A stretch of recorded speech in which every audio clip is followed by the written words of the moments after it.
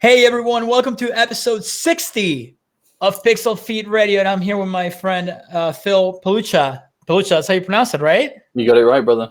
Good. I knew I had it. I was close to it at least. How you doing today, bud? Yeah, I'm really good, thank you. How are you? I'm good. So for those of you that don't know, Phil is the founder of Billionaires in Boxers, which I love the name, by the way. It caught my attention when I first saw it. I was like, you know what? That makes a lot of sense nowadays, even before, quote unquote, the pandemic, because, tech people were already working, from home mostly or from a coffee. Well, I guess you wouldn't be sitting in boxers at a coffee shop. You could sit in boxers in a coffee shop. You might get in trouble for it, but you might not be allowed back the next day, but you could definitely do it once. I'm in Florida, so I'm sure it's happened before somewhere on here. Florida man decided to go in Starbucks in his boxers and just work from there. From his boxers. So, Phil, why don't you tell us a little bit about what Billionaires and Boxers is, and how is it that you help entrepreneurs and influencers and all that good stuff? And then we'll get into a little bit about your background, but I think it's better if you explain it. Sure thing, brother. So Billionaires in Boxers is an authority-building entrepreneurial broadcast network, which is essentially a really fancy way of saying we work with businesses to go from kind of being the best kept secret in their industry to being one of the most recognizable faces in their industry. And a lot of that is done through networking. We call that leveling up. It's kind of, you want to speak at more industry events, network with more of the keynote speakers and event organizers. I mean, it's that simple. You want to win more customers, network with more CEOs who are from your ideal dream customers. I mean, it's relatively simple. We started off using podcasting as a vehicle, still very big for us today. I've personally been podcasting over 12 years, over 10,000 hours of podcasting, sold 2 sports podcasting networks, and then used podcasting for business to scale and grow 2 professional services businesses. One was a headhunting and recruitment firm. The other was an ad agency, ad and design agency, technically. And one of the things that I realized pretty early doors was that clients who won't give you 10 minutes on the phone to pitch your services will give you 60 minutes on a podcast to build a relationship. Yes.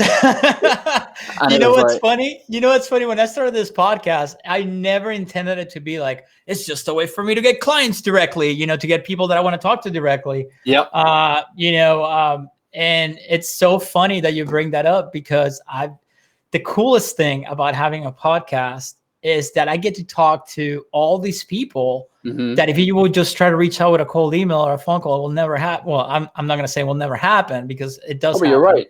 But it's a lot harder, right? And it's a different way of developing a relationship, right? Yes. Because you're having a conversation. I'm not selling you. I'm not trying to sell you. And then they get familiar with what you do and all that stuff. That's exactly and, That's exactly it, brother. So many doors. It's ridiculous. So you're so right, and that is exactly it. Like money on the head, like the nail on the head. That's exactly what it is. Okay, it's the ability to build a relationship with somebody before you pitch to them. And the problem with the sales market has always been, take without give. Like, I will take your money and then I will give you something in return. Right. Whereas actually most people want value before they buy. And podcasting is a form of value, because it's a form of saying, here's my platform, come share your message, come share your story, reach a new audience, and let's get to know each other. So, there are so many positives that come from this. Not least of all, and this is where we spend a lot of our time working, is that because of how much you can repurpose a podcast, each podcast becomes for us, it becomes between 12 and 24 pieces of individual content for your social media per episode that you do, whether that's you hosting and leveling up by networking with people at the top of your industry, or whether that's you appearing as a thought leader on somebody else's show, sharing your experience and what you do. So, I mean, listen, fast forward, and I'm sure we'll go into this, but it's been an incredible journey. I'm a surveyor by trade. I never expected it to go this way. I kind of feel like I found the cheat codes when it came to podcasting to grow my businesses. I've now been teaching other people how to do that for 5 years. 50 different countries, 50 different locations, one refund in 5 years, which is still that one that gets stuck in my teeth. I got one refund in my whole career since I started doing. For e-com, that happens all the time, but it's normal. They ordered the wrong size or whatever, and it's understandable. I return stuff all the time. But I have one. Oh man, and this still pisses me off to this day. I'm with you. And this is one when I took on it was a small client. and they wanted to do this product. And it was one of those that I turned down twice, right? I turned them down twice because I knew that it was just going to be problems. And stupid me, and everybody who's listening right now, if you're starting out and you're just now getting small clients so you can build up your portfolio and all that stuff, learn from this lesson I'm about to tell you. And you think I will know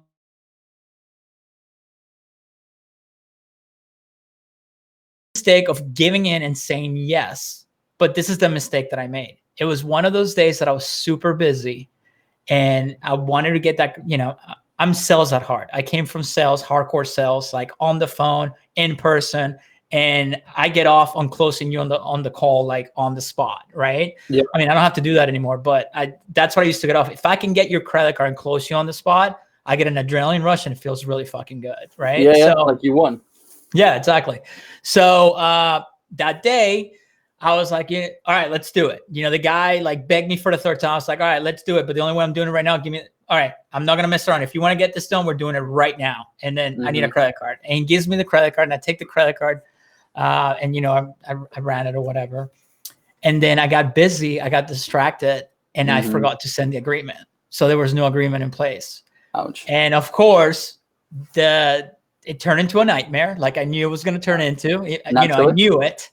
And then at the end, there was the whole like, I want my money back, blah, blah, blah. I'm like, listen, man, we did the work. Like, this is not like, you know, it's marketing. It's not just a magic wand that you're just going to become a millionaire just because you ran some ads. This is why I told you from the beginning that this, and that, and you didn't listen to me. And, you know, I had all this stuff in writing and emails and stuff like that, but I didn't have an agreement. And of course, not even like when it went down, like literally 3 months later, he does a chargeback, you know, and it's like, and the bank settles on his side, even though I have everything in writing with emails, just for the fact that I did not have that agreement signed. Didn't have the agreement. You know, even when you know it, you just make dumb mistakes like that because you get distracted, and, you know, it happens to the best of us. You know what? Well, this is a little side note actually, but podcasting has helped with that as well, because we've all worked with clients we really wish we hadn't bothered, right? Absolutely. But if you podcast with somebody for sort of 30 to 60 minutes, you're going to know whether or not you resonate with this person or not, or whether there's some warning signs there. The challenge, the skill is really to listen to your intuition and be able to say no. Now, that's easy when you've got an abundance of clients. Like, we're subscribed most of the time, so I have no problem saying no when it doesn't fit. But I remember what it was like being a business that, you know, I was looking at my rent due at the end of the month and I needed to win a client. It's much harder to say no to somebody in that position when they've got their credit card in their hand and they're saying, here, take my services. Yeah, absolutely. Like, well, maybe I'll, you know, they're going to be a pain, but it pays my bills, so I'm going to do it, right? And listen, I mean, I was lucky enough when I was starting out to do this for other people. It's because people were asking me to help them. I already have my e-com stores and all that. So I was doing fine. It was just like, I like the challenge. You know, I mean, that's why I do what I do. I like a challenge. I'm like, yeah, I can probably make it work, but you got to work with me. And then you put faith on the other people. It's like, listen, if you listen to me, we might be able to make it work. And of course, they you know, they like, yeah, sure. Well, you know, we'll do it. And then of course, once it comes down to it, they don't. So, but anyway, that's a whole nother podcast for another time. Just like kids, always get that agreement in writing. Definitely. And trust your gut as well. Like, if it doesn't feel right, don't work with the person. Seriously. Yeah. Don't. It's not, I mean, it's not worth the headache. But starting out, some people have to do it. So I get it. But we've all been there. But one thing you got to learn is every no, it's going to turn into like a couple of yeses later down the road. I couldn't tell you how many times like I lost a deal that I wanted to land. Or, you know, it didn't work out for X reason, or they backed out or whatever, because it does happen. People are going to say no. I mean, that's just the nature of every business. And then you feel down for that day. You're like, oh man, this sucks. I really wanted that deal and blah, blah, blah. Then next thing you know, out of nowhere, you'll get a call or an email from somebody you haven't talked to in like 3 months and like, hey, so-and-so approved the project. Let's move on. And I don't know, you know, it's going to, you just got to keep going. And that's the nature of. Well, actually, I had a lot of those earlier this year. So when lockdown happened, I started to get a lot of businesses that have spoken to me, sometimes even a year before, that were kind of like, we understand the power of podcasting. We see what it can do for our business. We just don't have the time right now. It's not the right time to be focusing on that. We need, you know, we've got this internal shuffle, or we've got this campaign, or we've got this client, and once we get over that summit, we'll do it then. And then suddenly, because everybody needed to network differently, and it became much more about global and remote networking, especially during lockdown, I started to have literally scores of businesses come back and be like, "Hey, listen, is it too late to start a podcast?" And Yeah. it's like, no, but now it's too late to work with us because we have no more capacity. Yeah, And no. that was a nice feeling to be in, I must admit. Even from like I usually don't like saying no to people, but when somebody's missed their opportunity and then they come back at a later date and the door's closed, I do quite like being able to say, "Oh, I'm really sorry, you should have listened." Yeah, it's the mentality. I guess if you come up, I mean, I'm telling you, man, if you watch those old school like 80s movies, like 90s movies when it comes to sales, and you watch those guys on the phone, like Wolf of Wall Street, that's how I was, man. That's how I came. That's how I learned. I had one guy. I'm not gonna say the name on here because I don't want to put him in blast. But picture this. You know the scene of Wolf of Wall Street when everybody's on the phone, or Boiler Room when everybody's on the phone? Mm-hmm. It was like that. And this guy was like 6'4", 350 pounds, Jewish guy, hardcore New York, New York accent. And he would literally scream at me in my ear when I would say the wrong thing on the phone. Oh, really? And he would just like berate me, man. And it was but that's how I learned. But then, once I mean, he was one of those people that, sales, you have to learn sales. You have to learn how to overcome objections. You got to learn how to steer the conversation, how to, to get micro agreements. Yeses, yes, yes, yes. So when it comes to the close, they say yes. If they say no for some reason, you already have what I call objection blockers in place, because you already know what's going to come up and you know how to divert that objection. And that's how I learned, man. He used to just berate me. I mean, he will take the phone away from me and just hang up, slam the phone on the, just hang. It's like the movies, man. But I love it. To this day, and that's how I learned how to do sales over the phone. And then later on, I kept improving as far as like in person and stuff like that. But it was tough. But once you learn how to do it, man, it's a great feeling. So you know what? Back in the day, it was a lot harder. I must admit, like, so I was taught when I first started doing sales, it was sort of commission-only financial sales. I did recruitment sales. So recruitment is all sales. In fact, recruitment is sales on every level, because you're selling everybody everything. You're trying to sell the client you, so that they give you the search and the project in the first place. Then you're trying to sell the candidates the job. Then you're trying to sell the candidate. Now, once the candidates want the job, it's about selling those candidates to the client again. So it's literally sales on like this massive triangle, right? And there's no way of avoiding it. One of the things I've got to be honest that I like about what we do now, and I enjoyed as a business kind of being able to do it this way, was you could make it more personable and less salesy by doing what I call introducing and not selling. Like now, as far as Billionaires in Boxes is concerned, we don't sell to anybody. We introduce what we do. And, I call it the blockbuster mindset or the Netflix mindset. There are those people that say, yeah, I don't think that'll work for us. I'm not interested. I'm not interested in trying to convince you. That's not my job. Absolutely. Right? Yeah. My 100%. job is to go and work with the people who have the future Netflix mindsets that are going, oh, we can do that. And they can do. And usually what happens on those calls is, and this is why I love them so much, they sell to themselves why this will work for them. Right. They're like, oh, I can do this. And then this is work with this. And I could use it to get this. And it's like, yes, okay, you understand the power of it. Let's design the strategy. Let's get going. And that's been a really powerful change for us and again, one that actually my sales team took a little bit of getting used to, because I had people probably very similar to you, if I'm honest, dude, who came from that hard sales environment. And it's like, this is how I know how to sell. I'll drum up business by cold calling. And it's like, okay, call, but don't sell.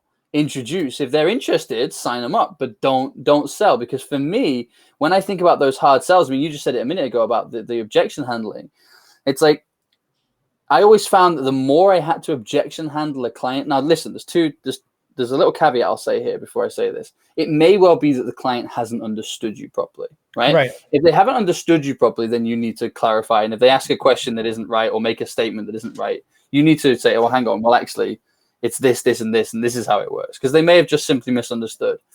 But if they've understood what you do and they still need objection handling as to why this is right for them, they're the kind of clients I personally want to avoid, because they're always the ones that turn into a massive pain in the backside. The clients who love what you do, get on board, and almost have the attitude of, I like you, dude, we should do business together, and then work out what you should be doing in business. They're the relationships that aren't just fruitful for you and the client, but they're long lasting. They lead to referrals. It's just a nice way of doing business. 100%. And that's why, as much as I love sales, and I still do to a point, because I believe everything in life revolves around sales. You're always selling yourself, whether you're, buying a car or whatever, there's always a spin to it. Mm-hmm. But that's why I got heavy into the marketing side of things, because as good as I got, prospecting and getting those people on the phone or, closing them and all that stuff, mm-hmm. I never enjoyed sitting there and dialing 100 calls a day or whatever it was, you know what I mean? Or knocking on doors or whatever. Mm-hmm. And once the technology started emerging that, you could bring people to you just by running ads and marketing, which I was already doing marketing for my own business. So it's like, that's what took it to the next level. And that's why I made that pivot, towards digital, and got heavy into e-com, because I always wanted a quote unquote a website or a business online. And and then it turned into the whole, agency side of things, where I help, clients. I'm not one of those, I don't aspire to ever be one of those huge agencies like VaynerMedia or anything like that. I'm just saying Vayner, that's the one that everybody knows. But I have no desire to build anything like that. My concentration is like my e-com stores, and then a handful of clients, which I don't even call, I call them partners. And I'm not saying that to sound cheesy. They really are partners, because we don't just run the media for them. When I say, it's just me and like literally one other person. We don't just run the media for them. It's like we're partners. It's like we consult with everything that's like, hey, we need to change this on the website. We know this will drive your conversions up. If you do this with your email, it's going to help. Like, you develop a relationship, and it's not just like one of those big agencies like, okay, we'll do the ads for you, and then they'll bring you on, and then they'll hand your account to a junior media buyer who just graduated from college, making $30,000 a year and handling 25 accounts, And I'd rather have 5 that I can grow to the roof than have 10 that are just like all over the place. All those big agencies for me are they're all vanity metrics based. Okay. So it's all about like, how many likes did you get? How many more followers did you get? How many impressions? Exactly. How many impressions did I get? Well, it's like, well, none of that really matters, does it? Because, you could have, 50,000 impressions on your website or on a post and it not convert, or you could put it in front of 50 of the right people and it converts 5 times. So it's about the quality, not the quantity. And I think the problem is, because a lot of people, and I include myself in this in certain aspects of marketing as well, because a lot of people don't have this understanding of how all this stuff works behind the scenes, they end up kind of falling for everything, including these sort of idiot gurus on Instagram. Like, look at me, buy my Lambo, buy the Lambo, and I'll take you from being rock bottom broke to earning 7 figures in the next 60 days. And it's like, no, you won't. You're only making your money selling to saps like this guy who's going to buy your course because they're desperate for the answers. And actually, 9 times out of 10, the answers are out there already. You've just got to partner with the right people. Like I always say that business is like a team sport, right? It doesn't matter how good you are as an individual player. A good team of good players will always beat that one world-class player, right? Right. So when you're trying to grow your team, it's about looking at what you do best and saying, okay, listen, we have this, we have an accountancy firm. We're good at accounts. In fact, we're really good at accounts for businesses that look like this, this, and this. That's what we're amazing at. Now we need to go and find someone who can do the marketing and the advertising for us and put that in front of those customers. Then we need somebody who's helping us to write content that's authentic and is coming across as us. Which again, little plug, is where podcasting comes in useful, because you can take your authentic voice and your network and use that as part of what you're doing to make impressions on your customers and drive that brand. And that is far more productive than you trying to sit at home and follow YouTube and figure out how to make a WordPress site. And it's going to take you 6 hours. It's going to be horrific. And you could have just paid somebody to do a far better job of this for you by allowing them to focus on the bit that they're best at. Yeah, people tell me all the time, it's like, dude, you're giving it all away on YouTube. I'm like, I don't care, because the people the people that I want to work with, guess what? They have a huge company and they're not going to do it themselves. They're going to reach out to me. They'll be like, Christian knows what he's doing. Let's contact him. And sure enough, You know, the people who can afford, you know, the big accounts my dream clients, they're not doing it themselves. No, they're just not. It's funny. You know? I had this on a podcast yesterday. Somebody said to me, I was they said I wasn't dropping golden nuggets, I was dropping golden boulders, right? And they're like, I kind of want to stop recording and just keep this between the three of us. And it's like, but you're already spilling all this information they already know. Yeah. And my attitude is exactly the same, which is I'm giving people this information so if they want to go and implement it, they can. Is there a strategy behind what we do that's been tried and tested over the past 12 years? Yeah, of course there is. That's why it works. That's why we have such a high success rate. But you can get a certain level of success by just going and implementing some of these things yourself.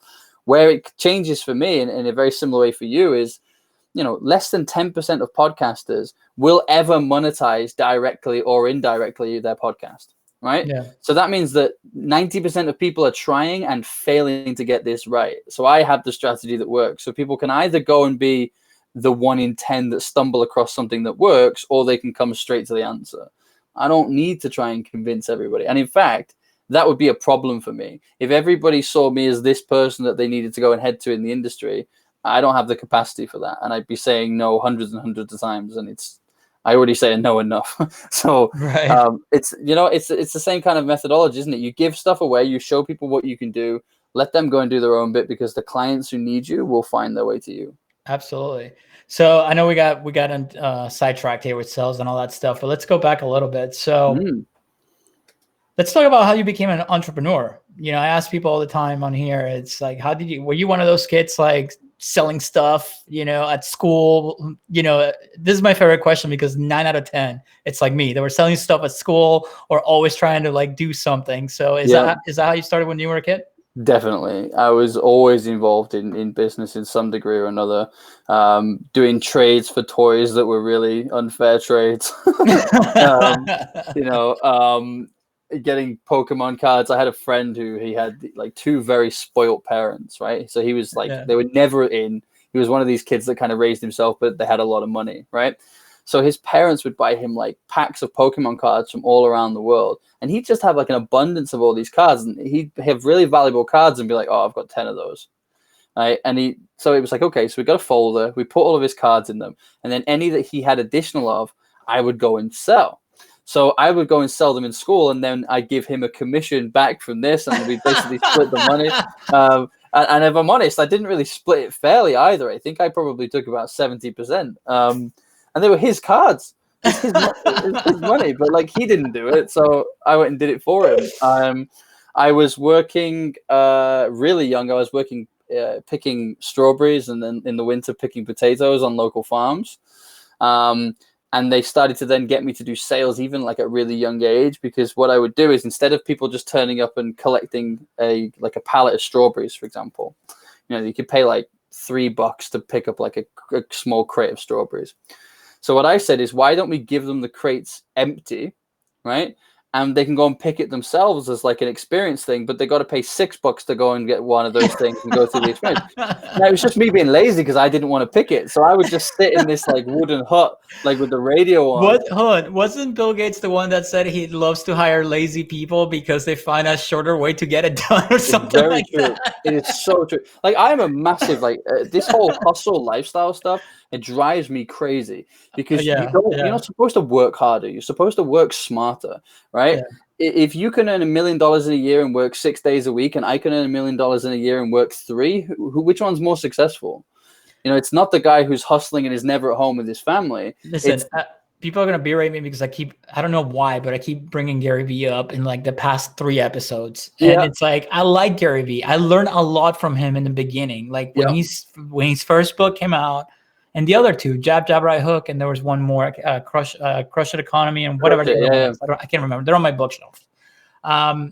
Amazing books. I learned so much from him.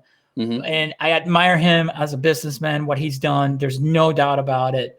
But he's turned into motivational, quote unquote, speaker now. And I'm not the type of person who likes this motivational bullshit. Like, I don't need any of that. And I do have a problem with the whole, you know, oh, you're in your 20s, make sure you live like a dirt poor homeless person and don't enjoy life. Just work 24. No way, dude. No. Listen, my 20s, I worked hard, but I party my ass off. Oh yeah. my shit of girls, all that stuff, cars, like the whole dude. I party harder than I worked, than I worked at the time.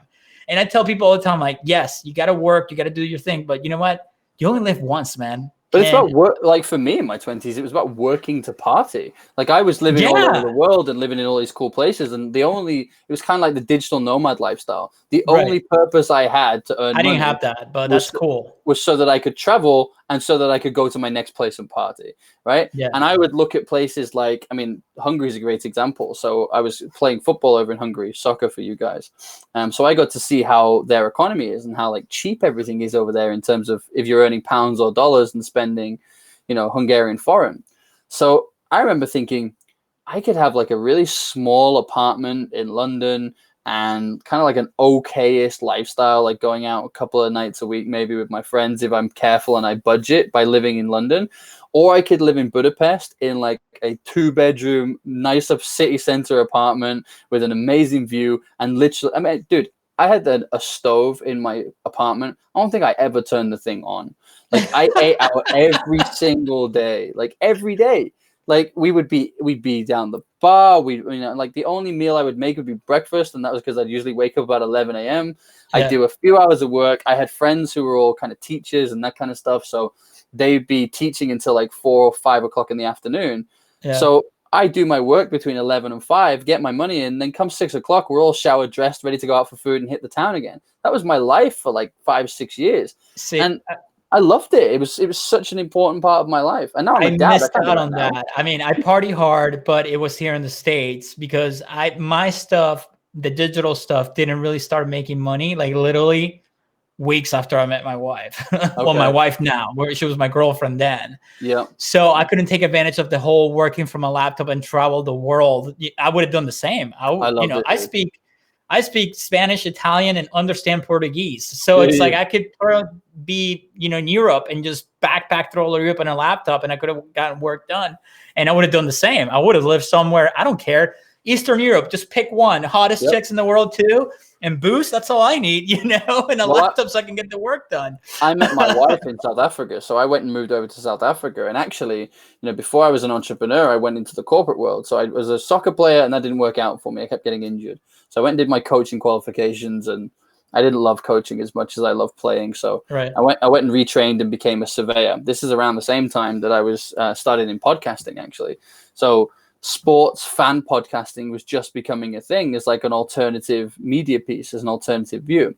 And having played the game and been an avid fan, I was kind of like somewhere in between like the mainstream interviewing the players and interviewing fans. I was somewhere in the middle. Like I was a raving fan, but I could also talk to you about what it's like inside the setup and what players are like and what's likely to be happening inside a club, that kind of stuff.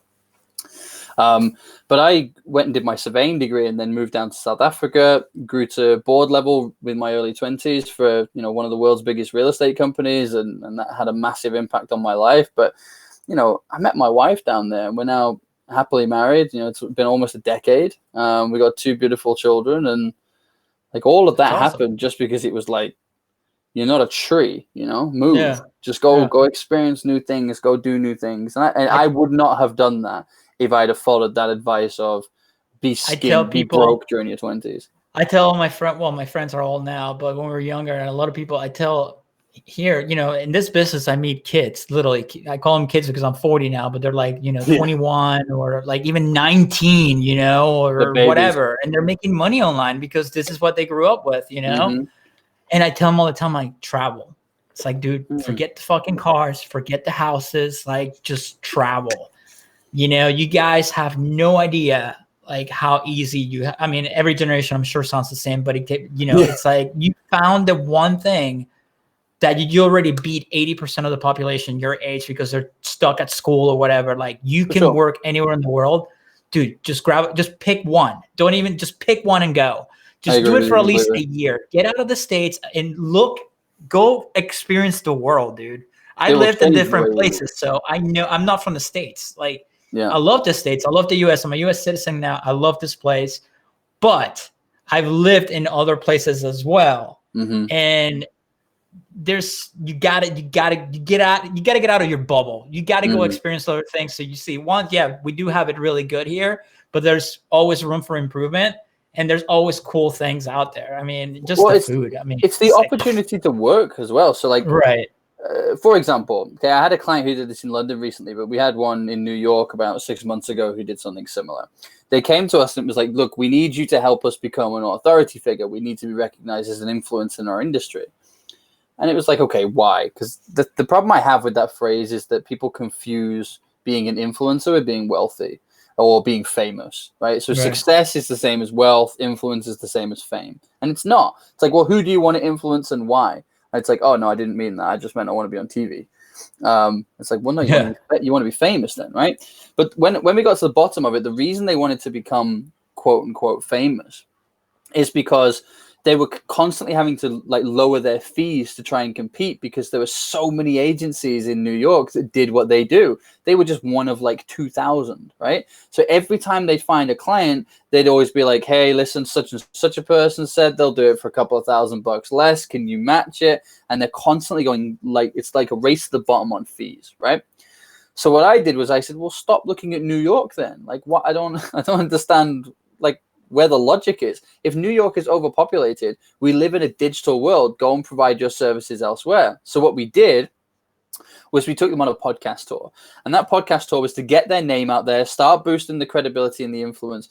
It's something that I call global credibility for domestic dominance. It's being recognized globally as a thought leader for what you do, but then targeting a particular local market to apply that skill set to. And what we found was that in Melbourne and Sydney, there were literally about 400 companies that did what these guys did, sorry. So 2,000 in New York, 400 in Melbourne and Sydney. So what they did was they started to network more via podcasting with people in that market. Now they can pick their price. They get to choose the clients they work with because there is more work than it's like supply and demand, right? Sure. There's more work available than there are agencies to deliver it. In New York, it was the complete opposite problem. Small supply, so small demand, huge amount of supply. Sure. And that nobody's going to thrive in that market. Of course. So you're not a tree, go and move and go. This is the whole thing about networking. Like if you're that New York company and you find out that actually, fast forward 12 months, all of their clients are now in Australia, they're making a great living, they're enjoying themselves. Why do they continue to pay for real estate in central New York? Why? Well, why are you in New York? I don't know, man. I do love New York, though. I'm not gonna lie. But if all of your clients are there, move to the Gold Coast. Go live somewhere in Australia. Listen, my wife and I have this argument all the time. She's like, you have a kid now. You can't live in the city for the rest of your life. I'm like, yes, I can. I love the city. I grew up in big cities. Like I loved everything about cities. I like going downstairs and everything being right there.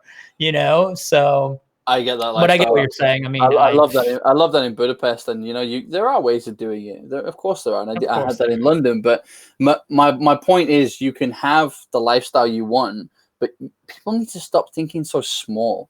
Like I think it's the way we've been raised. Is it's the whole. You've got to have the whole roadmap. You've got to have all the answers. You sit down and work it out. Think about it. Problem solve. And it's like half the time, people are trying to reinvent the wheel. They're trying to. You know what the problem is with the U.S. too? It's that people get caught up on keeping up with everybody else. Yeah, and it's very like materialistic. Mm-hmm. And I have friends like this. I've been here for a long time. Mm-hmm. But it's all about, and at one point when I was younger, I was like that. And then like the more money I made, the less I cared. It's funny. Oh, it's true. If you look at billionaires and stuff, and we have several in our network, they dress like they're broke. You know what did it though? What was the nail in the coffin to get rid of the materialistic thing? I still like nice things. Don't get me wrong. I still buy things, but it's like wrong with nice things. I don't buy shit just to buy shit. You know what I mean? No. Like what did it for me? What took it to the next level of not caring about materialistic things whatsoever was when I came back to Florida and I came to Fort Lauderdale, because the place where I lived in Fort Lauderdale, it's called Las Olas. And if you know anything about Fort Lauderdale and Las Olas, it's very wealthy. Like just in my building, there was like, I don't know, like 3 Ferraris, 2 Lamborghinis, a Rolls Royce, and a Bentley. Okay. There's a 100-foot yacht literally parked outside in the middle of downtown. Like, you become so overwhelmed with all these things around you. I guess it's like going to Dubai for the first time, that after like literally a couple of weeks, you just desensitize to it. Yeah, and it's just like, it's just another car. It's just a big ass boat. And then you meet some of these people and they're completely miserable, no matter how much they own, and the big houses and the mansions and all that stuff. And it gets to a point where you're around it so much that it's just become another regular thing in your daily life, and it takes it away from you. So I can see, because if you grow in a small town or a small place and all of a sudden you see a Ferrari in person oh my God, of course it blows your mind. Listen, I used to be the same way. But I'm telling you, if you're that person that's just like, well, one, it's going to make you work harder. But then two, you're going to realize that there's always going to be someone with a lot more money than you have, no matter what, and that's okay. It's normal. That's just the way it is. And three, you're going to become desensitized to it. It's going to, with me, it just drove me to work harder because, in my mind, I wanted to achieve that level of success, but I was around it all the time. So it was like, whatever. I don't know if that makes sense the way I'm trying to explain it. But it really does. When you submerge in it, it's like, I don't know, it's weird. It just gets rid of it. But anyway, dude, I've been enjoying this so much. We've been going for like half an hour already, but we got to get to your stuff. So how did you get into podcasting out of all the things? Because, because it wasn't that big 12 years ago. No, it really wasn't. It really wasn't, not at all. In fact, I often joke, we used to do it via Skype, right? And it was horrific because it would all record it as like one giant audio file. And there'd always be that one guy breathing like Darth Vader that you'd have to try and edit out. It was a nightmare. When you'd invite people onto a podcast, like they'd behave more like you'd invited them into a police interrogation. It's like, who are you? What are you doing here? Why are you asking me this? Whereas now it's like 9 times out of 10 people will say yes. It's like, because they know what it is and they know what it's about. So podcasting at the time for me was it was my outlet to still be involved in football and in sports when I'd left the industry, because it had been my life for like years and years. And in fact, without trying to beat around the bush, it was my dream. It was what I wanted to be. Like I'd mapped out the next 30 years of my career, and then my body went, we have other plans. But the thing was, like, I didn't understand why we weren't making money from this podcasting. Like, coming from the world of sport where everything is monetized, I was like, why are we paying to do a podcast? Like, other people are listening. This doesn't make any sense. So the very first thing we did was say, well, okay, who would be interested in speaking to a demographic of mainly males aged between 18 and 45 with a disposable income, with an interest in sport and an affiliate to this team? It was pretty easy to find sponsors when you looked at it that way, and then they would pay for advertising and sponsorship. So very quickly we went from sort of paying for a podcast to be created as a hobby to now being paid to podcast. Let me ask you something. So at one point, like, what's the minimal number where you can actually show up nowadays and you can reach out to somebody? It's like, hey, I have this many people downloading my podcast. Like, you want to buy a time slot for advertisement or sponsor the podcast? Like, what's the magic number that somebody can start with? Because I know with like platforms like Lip-Sync or like I use Spreaker for mine. That's what it was to me. So that's the one I use, and you can monetize it by the ads and all that stuff. Yeah, but it's not the same as getting a sponsorship. Obviously. No, and you also don't really get to control kind of who and what. It's more of like a bid based thing. Whereas, so I've never used those things personally. I don't even particularly like sponsorship and advertising anymore. Just simply because they have more control. If you get a good one, then they have some control over what happens with the podcast. And then if you don't get a good one, you're getting these random people advertising. So my answer probably might surprise some people. The answer is 0. You need 0 listeners. You don't even need to have started. If your story is compelling enough and where you're trying to get to, the sponsor can actually be more than just the sponsor and the financial backer. It could be the person that gives you your first X amount of listeners, X amount of download. It gives that. 100%. Happens all the time. I mean, if you're working with a business who already have a database and they need constantly a reason to be contacting that database, what better way than sponsoring a podcast that's creating content all the time that they can then just share out to their mailing list? It's already paid for itself at this point. Any new customers that come in, great. But actually what it's really powerful for is having a regular, authentic way to have their name in front of them, give them useful and interesting content, and move them further down the buying process. They're sat on your mailing list somewhere, they've downloaded your book, they've done whatever, but they've not bought, they've not engaged. Send them podcasts, see which thing bites and resonates. So yeah, dude, the amount of times we've started podcasts for us and clients that, has had sponsors involved even before the very first podcast was even recorded. We went to them with a structure, a story, a target audience, and said, do you want to do this together? Now, what I would say is you will earn more money as it goes through the more downloads you get. So once you're getting to 5,000 downloads, 10,000 downloads, 20,000 downloads, you can start to stick different price categories on it. But you can earn money from your podcast straight away. Like you can, if sponsorship and advertising is your way to go, it's the story of the sale rather than anything else. You know, it's we're going to do this together. So what are you going to sponsor? And actually, some clients and some sponsors actually quite like being involved from the very beginning rather than kind of coming in halfway through. And then it feels so empty, doesn't it, when people are like, just a big thank you to my sponsor for today's show, such and such and such a thing. It's like, no, if you've built this thing together and they're built into the jingle and the intro and so are you, and you know, you're genuinely being able to recommend and refer them, and there's a bit of a partnership there. Yeah, the magic number is 0. In fact, any number beyond 0 is just an excuse from people why they haven't done it yet. That is cool. I never thought like you would say that I would have never thought I could go to somebody and be like, hey, I have 0 listeners or 0 downloads. And it's like, you want to sponsor me? Well, you know what I mean? But again, you wouldn't word it that way, would you? I mean, like it's when you're selling a new product, it's like brand new, here it is, shiny new thing. Everyone gets excited. You don't advertise that same product by saying nobody's ever bought this before. Right. It's the same. But at one point, they're going to ask you how many people are listening. Right? Oh no, but I'm not saying hide it. I'm not saying hide it. What I'm saying, I know you're not saying hide it. I'm just saying when that question comes up. Yeah. So when you go to them, it's saying, look, I am setting up a podcast. It's going to be appealing to this audience, spreading this message. These are the kind of guests that I've got lined up, ready to come in and talk. Would you be interested in some sort of a sponsorship or advertising deal? I think the audience that I'm aiming for would be perfect for you. I think we can give you content that you can re-engage your mailing list with, and we can both win from this. What do you say? Yeah, that's a good way to put it for sure. Yeah, I love it.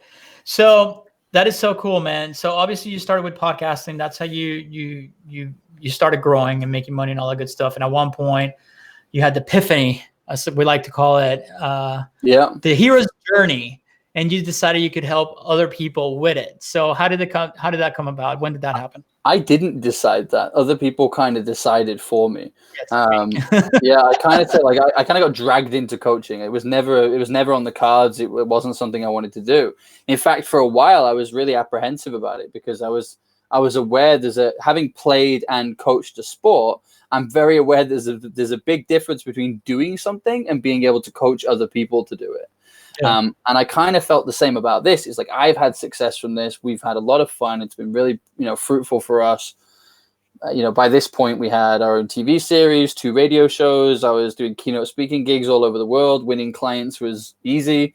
I mean, it sounds awful saying that, doesn't it? It sounds really arrogant, but it was like no longer were we dealing in 1s and 2s. We'd go and speak at a major industry event as a keynote speaker, and there'd be a line of people at the back waiting to give you their business card and do business with you.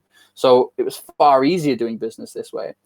So lots of people that I knew initially, sort of previous clients and existing clients and all that kind of stuff, they would come to me and they'd say, can you just teach us that bit? Like, can you just show us how you did that, like how you use podcasting to build authority and have all this content?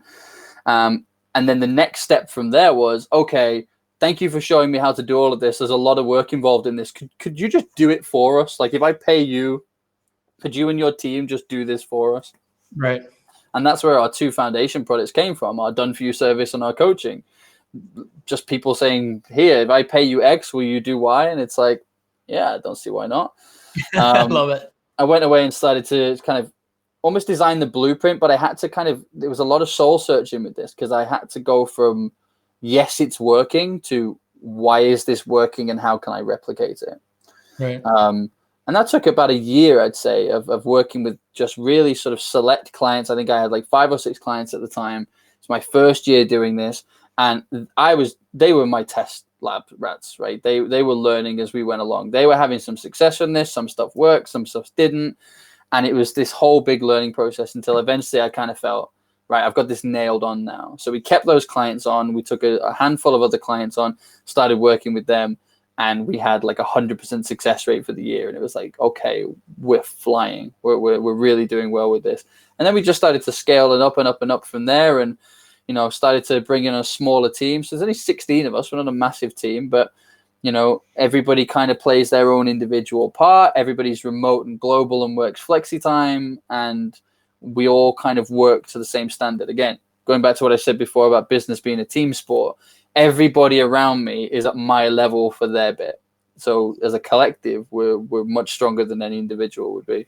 That's how I approach the agency side of things. I have a team around me that I consider the best of the best at what they do, and they're at the same level. Yep. And it's like superheroes coming together to handle an account. That's basically what it is.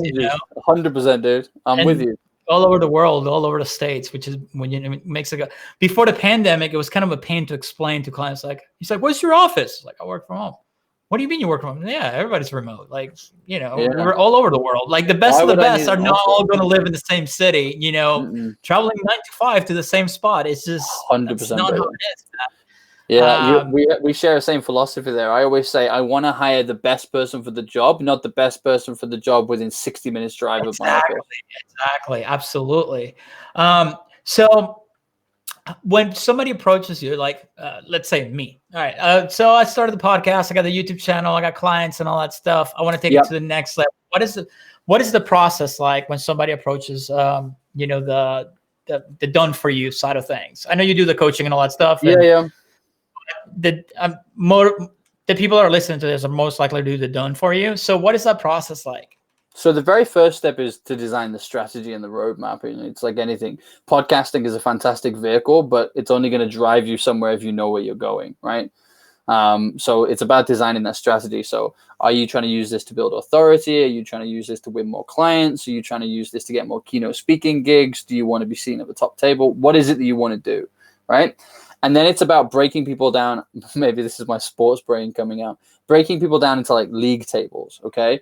So it's about deciding where you are right now. So let's say you're not a D grade player, you're a kind of C grade player within the industry. Well, let's go and interview the people who are at the top end of C so that we can go and move on to the B grade interviews. And once we've won a number of games within the B game league, we can move over to the A game league at the bottom and then start to use those to build up to the top. And it's literally about following that strategy and that process to take you through. So to use a really random example, we used Gary Vee earlier, right? If you wanted to interview Gary Vee, good luck messaging him and getting him onto your podcast, right? He's got an entire team of people there who are designed to not let you get to him. But if you interview 5 or 6 of Gary's friends and acquaintances and other people inside V Media, the chances of you interviewing him on your podcast have just gone up tenfold, right? So it's about doing that repeatedly in a strategic way. But at the same time, you're building these relationships, you're building these networks, you're building these connections, you're adding to your team, you're creating an abundance of content. So how that physically works once we have the strategy is if you're doing our Done For You service, you get 4 podcast appearances on other people's shows each month and 4 of your own shows with guests. And we call that turn up and talk. Because once we have the strategy, my team will go away, use our techniques to talk to people, get them on board. Usually there's a podcast pre-call involved as well. It's another opportunity for you to build a relationship with this person, discuss the kind of things you're going to explore on the show. And then you turn up, we record the whole thing, edit it. If you're working with our marketing side for repurposing, it goes over to them. They'll repurpose this, as I said before, so between 12 and 24 times per episode. And then either give that to your marketing team so that they can use it or your agency that you're working with or whatever. Right. So we are very much that content creation side. But it's all with an aim of leveling up. So yes, let's use it right now to win some business and get all that there. But we don't want to be doing the same thing in 12 months' time. We want to be looking at how do we get you to be the keynote speaker? How do we get you to be recognized as the thought leader by your media so you're getting press coverage? How do we get you involved in television, radio? It's the whole piece that's taking you from being the best kept secret in your industry to being somebody that not only your customers know, but the wider industry is starting to recognize as somebody that they should be listening to. That is pretty amazing. That is awesome. So obviously that's the done for you is when you get to that level where you can afford to get this done. But I'm a big believer. You got to put in the grind. You got to get it started first because I mean, people think starting a podcast is easy as far as like setting it up. Yeah, it's super easy nowadays to set it up. The hard part is to keep it going and be consistent about it. So for those of I was gonna say that's where That's where our coaching stuff really came from for that exact reason, because rather than doing 4 of each as we do with the Done For You, we do 1 of each and then hold your hand to show you how to do the rest of it. So how most of our clients for the coaching side of things use that is they'll work with us for the strategy. They'll work with us to kind of map out how this whole thing works so that they can go and do it behind the scenes. And then every time they have like a big interview, or if they want to get pitched on a big show, they'll use that allowance with us and they'll go and make that happen, or they'll bring a big guest on to interview with them that way. But you're right. I think a lot of people, I mean, what are the stats that most people stop around sort of between 12 and 20 episodes? I think so. Yeah. I read somewhere like that. It was crazy like that. But that's because people have this vanity metric in their mind. That it's like, by the time I get to 20 episodes, I should have 10,000 downloads. Well, you don't need to be famous for 10,000 people. Your business probably can't even handle that many customers. So if you're a professional services-based business or a service agency, for example, and you can't handle more than 5 clients right now, what are you worried about 10,000 downloads for? Right. You know what I mean? Oh my God, when you put it like that, it makes so much sense. You know, it's like you don't need to be famous for those people. If there are 100 dream customers that you want to work with and you can only handle 5 to 10 of them at one time, having 100 downloads from the right people in those businesses is far more profitable for your business than being top of iTunes, getting 50,000 downloads, but none of your customers know you exist. That is so true. That is amazing. Yeah, I mean, when you break it down that way, it makes total sense, because when I started, I was like, oh yeah, here's the goal. I want to hit this number, that number, that number. And then once it's over, like, oh shit, that's not going to happen. Yeah. You know what I mean? So the other thing, now, I'm not an SEO guy. I've never been. I've always been paid traffic. And I know SEO is important and all that good stuff. I actually started learning a little bit of SEO because of YouTube, right? Because I needed to figure out how to rank my videos on YouTube. Sure. And I still think to this day that I don't have it all the way. So for people that are listening, that are starting out or thinking about starting their own podcast, what do you recommend? What do they need to do to start ranking so people at least discover it, you know, before they start going after those people? Like, for example, like the tags. This one drives me nuts because the tags apparently are not that important, even though they are. So you got to match them to the description, correct? They have to be in the description at a certain level. But one thing that drives me nuts, for example, and I haven't been able to find an answer for this, so I'm glad I have you in here because I'm going to ask you this. On Spreaker, when you're doing tags, if you do 2 words, it puts the 2 words together as one. So you can't space 2 words. So what someone told me was, well, just use the underscore to separate the 2 words, and that should work. Is that even true or not? I don't think it is, but I figure I'd ask. I don't know. My assumption would be that would only then work for people searching with it with the underscore. I guess so, right? I mean, I don't know. I really don't know. I haven't been able to find an answer.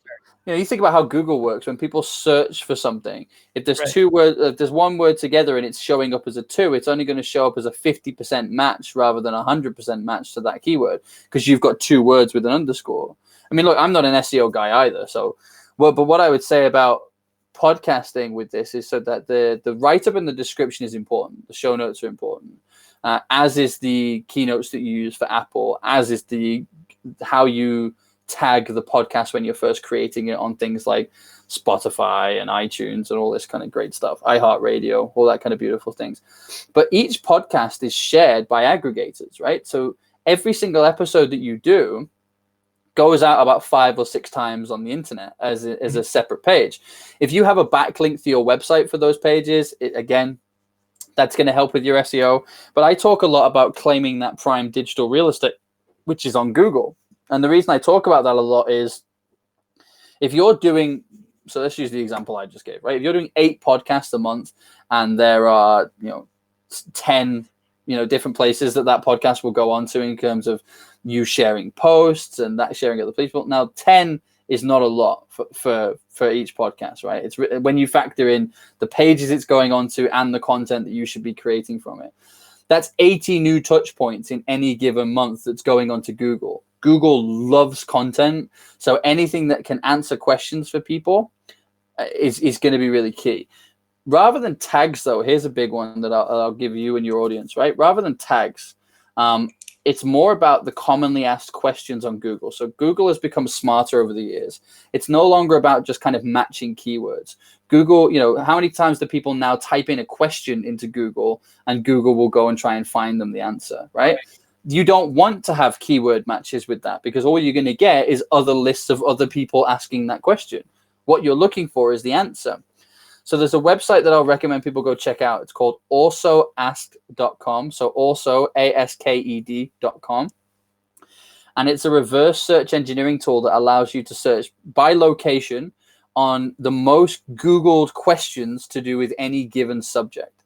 So if you were to type in podcast marketing or digital marketing or paid advertising or whatever it is, it will give you, I think it's 30 to 60 of the most commonly asked questions in that geographical location for Google regarding your subject.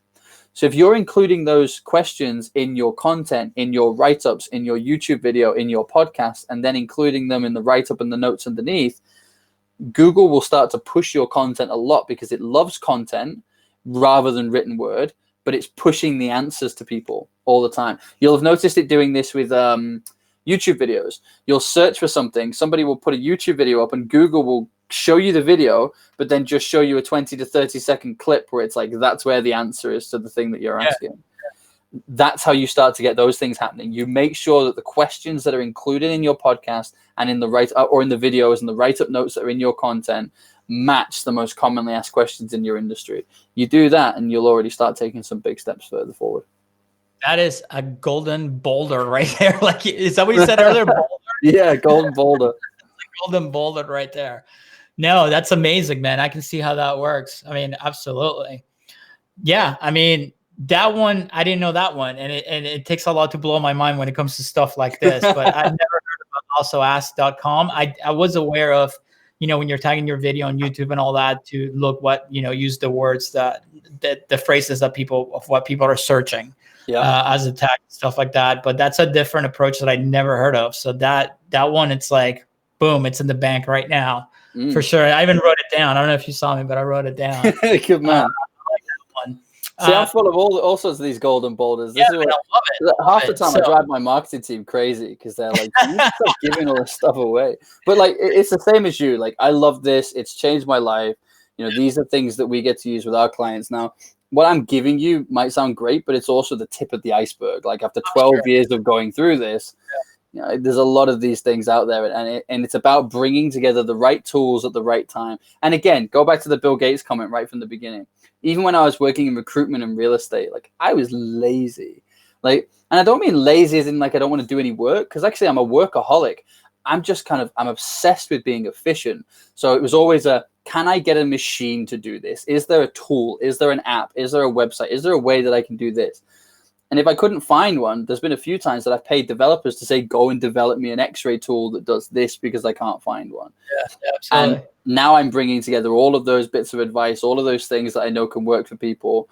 And I almost feel like the conductor of an orchestra. I do a strategy with somebody. And it's like, great, you go, then we bring that tool in, then we do this. That's the strategy. That's how we're going to do it. That's pretty awesome, man. Listen, we're out of time, unfortunately. This flew by. This didn't even feel like an hour. But Phil, thank you so much for coming on, man. This is one of my most enjoyable podcasts and episodes for sure. And you need to come back again at some point. I'd love to. Thank you for having me. Where can everybody find you? Obviously, billionairesandboxers.com. You can go in there and find the coaching. What's the influencer packs? The influencer pack.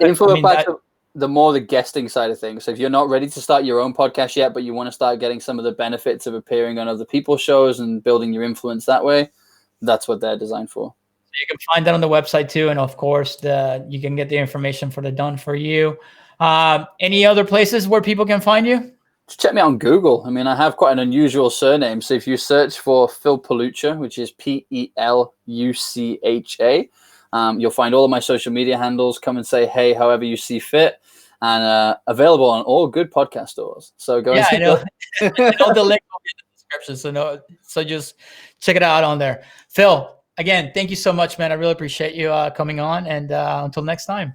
A real pleasure. Thank you for having me. That was good, man.